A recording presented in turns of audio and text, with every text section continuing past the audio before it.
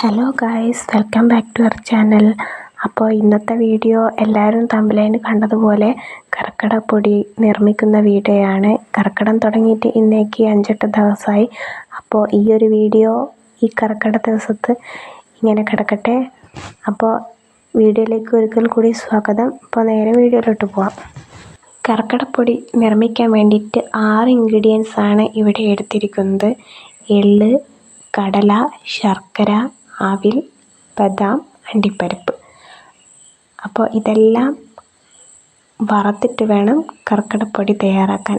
ആദ്യം എള്ള്, കടുക് എന്നിവ നന്നായി കഴുകി. ചെറിയ ചെറിയ തരിക്കല്ലുകളൊക്കെ കാണാൻ സാധ്യതയുണ്ട്, അതുകൊണ്ടാണ് ഇത് കഴുകിയത്. അപ്പോൾ നമുക്ക് ആദ്യം ഇതിലേക്ക് കുറച്ച് ആവശ്യത്തിനനുസരിച്ചാണ് നമ്മൾ ഓരോ ഇൻഗ്രീഡിയൻസ് എടുക്കേണ്ടത്. അപ്പോൾ ഞാനിവിടെ കുറച്ച് ബദാമാണ് എടുത്തിട്ടിരിക്കുന്നത്. അത് നമുക്ക് പാൻ ചൂടായി അതിലേക്ക് ബദാം ആഡ് ചെയ്തതിന് ശേഷം നന്നായി വറുത്തെടുക്കാം. ഞാനിവിടെ കുറച്ച് ബദാമാണ് എടുത്തിട്ടുള്ളൂ, കാരണം എനിക്ക് കുറച്ച് കർക്കിടകപ്പൊടീൻ്റെ ആവശ്യമേ ഉള്ളൂ. ഒരുപാട് ഉണ്ടാക്കി വേസ്റ്റ് ആക്കേണ്ട ആവശ്യമില്ലല്ലോ.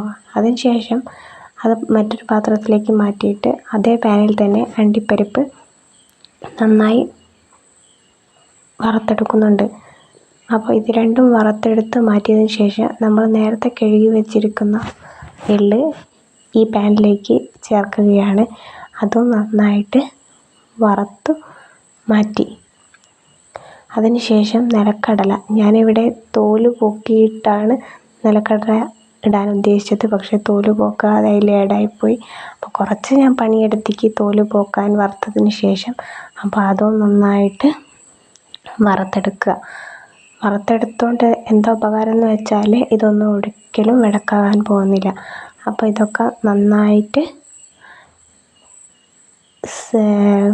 വറുത്തെടുക്കുക.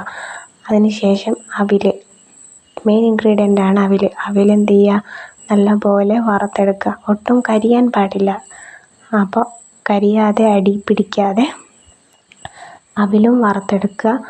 ശേഷം ആദ്യം ഞാനിവിടെ മിക്സിയിലിട്ട് അടിക്കാൻ പോകുന്നത് അവിലാണ്. അപ്പോൾ ആദ്യം തന്നെ അവിൽ മിക്സിയിലിട്ട് നന്നായി പൊടിച്ചെടുക്കുക. നല്ല പോലെ പൊടിച്ചെടുക്കണം, അല്ലെങ്കിൽ അത് കടിക്കും.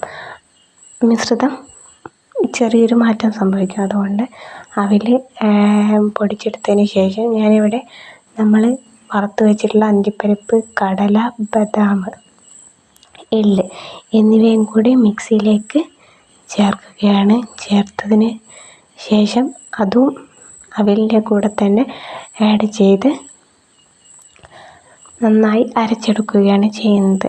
ഇത് നല്ല പോലെ അടിയണം, നല്ല പൊടിയായിട്ട് മാറണം. അതിനുശേഷം മധുരത്തിന് വേണ്ടിയിട്ട് ഞാൻ 2 ശർക്കരയാണ് യൂസ് ചെയ്തിട്ടുള്ളത്. 2 ശർക്കര ഇതുപോലെ ആക്കിയെടുത്ത് അതിനുശേഷം ശർക്കരയും ഞാൻ ഈ മിക്സിയിലേക്കിട്ട് അടിച്ചു. ഗൈസ്, എല്ലാവരും ട്രൈ ചെയ്ത് നോക്കുക. ഇന്നത്തെ വീഡിയോ ഇത്രയേ ഉള്ളൂ. അടുത്ത വീഡിയോ ആയിട്ട് വരുന്നവരെ ബായ്. സബ്സ്ക്രൈബ് ചെയ്യാനും സപ്പോർട്ട് ചെയ്യാനും മറക്കല്ലേ.